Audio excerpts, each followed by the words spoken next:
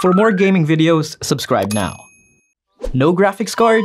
Well, you don't need one to play these 10 new low-spec PC games. Tales: The Backbone Preludes. It's an adventure game with branching paths. Tales portrays a human story coded behind its cast of anthropomorphic characters.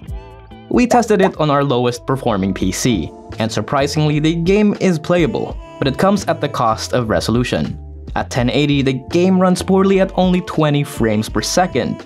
Barely playable, but not recommended.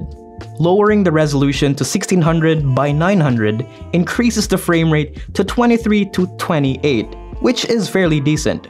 It's a pretty chill game with a solid soundtrack to boot. You walk, talk, and absorb the world around you.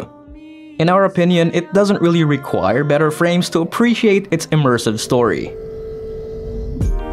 Rhythm Sprout. Now this one's for the rhythm game enthusiasts out there.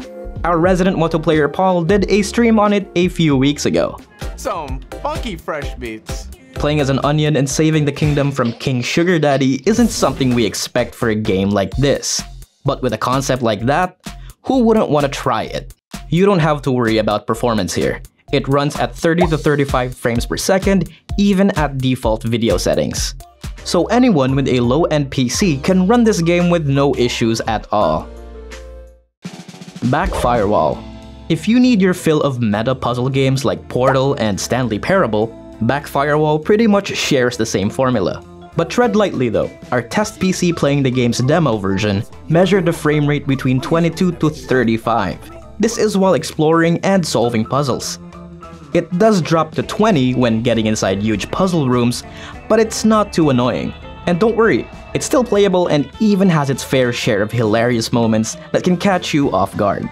Running the game using the Chuck Norris graphical setting isn't recommended, as it runs at an atrocious 16 frames per second, so it's best you avoid that if the game is already running like a potato. Pizza Tower. At first glance, you can already tell that this game will run smoothly on low-end machines. It's a platformer that exaggerates the life and times of a pizza maker, but we have to admit, the animation is pretty damn good. It runs at a steady 60 frames, and players need that consistent frame rate because this is a game that requires responsive movement and controls. Veteran platformers familiar with the Rayman games or Mega Man will find this a worthy challenge. Dread Templar. A boomer shooter similar to the good old classics like Doom and Quake. Dread Templar is a perfect game to relive this genre played on a modern lens. The game runs surprisingly well on the demo version we tried. It runs at a solid 28 to 29 frames, but it could never reach that solid 30 that we needed. But however, we did manage to get a workaround. Switching to its 480 resolution yields some interesting results. 1, it feels like we're playing a game on a classic CRT, and 2, it runs at a buttery smooth 60 frames per second. And of course, that choice all depends on your preference, but it's highly recommended you follow our settings to get the most out of the experience of your low-end PC. A Space for the Unbound. A gorgeous indie game from Indonesian developers Mojiken. A Space for the Unbound oozes with charm with its detailed, pixel graphics.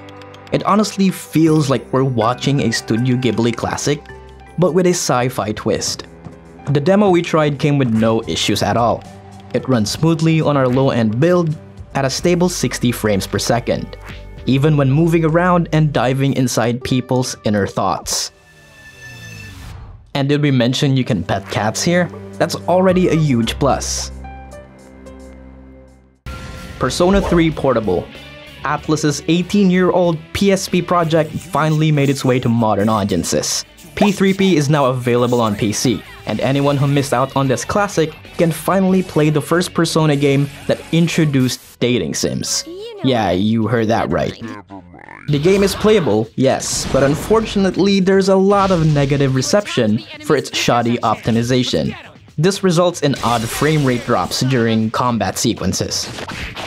Exploring Tartarus and engaging in turn-based combat, the frame rate fluctuates to 30 and 60. It desperately needs patches to improve performance, but it doesn't impede gameplay at all. Its turn-based combat with visual novel elements doesn't demand so much. so frame rate dips won't be an issue if you enjoy games like these. Blanc, a co-op game built for 2 players, and if you have an extra controller, you can lend it to a friend and enjoy this emotional trip together. Despite its black and white color scheme, Blanc eats up a lot of our memory and CPU, especially when the camera is constantly moving. It runs at 16 to 22 FPS on its default 1080 settings. For an adventure game running on 2 colors, it's not much of an issue. As you would have guessed by now, lowering the resolution improves frame rate. At 900p, the frame rate increases to 28 to 45. And beyond performance, the negative reviews of the game centers on how short it is for its price. Atone, Heart of the Elder Tree. At first glance, I swear this looks like an alternate version of Samurai Jack. Atone is an odd mix of genres clamped together in one game. It has RPG elements as well as rhythm combat. Its world is loosely based on Nordic mythology, but with a futuristic twist. The game runs smoothly at 60 frames per second on exploration and dialogue sequences. And as for its rhythm combat, despite feeling like a music video, it still runs surprisingly smooth at a stable 60. 10 Dates. This game, or if you can call it a game, is pretty much straightforward. It consists of live-action FMV cutscenes 90% of the time, and the rest of the 10% is you picking up the right choices. You don't have to worry about performance issues here. It's like watching an interactive movie. So frame rate is no issue at all, as every scene you're in is all video clips. We've only tried a demo, but we can tell you that this game has more to it than that. It's a follow-up to its prequel, 5 Dates, and part of the many FMV games from Wales Interactive.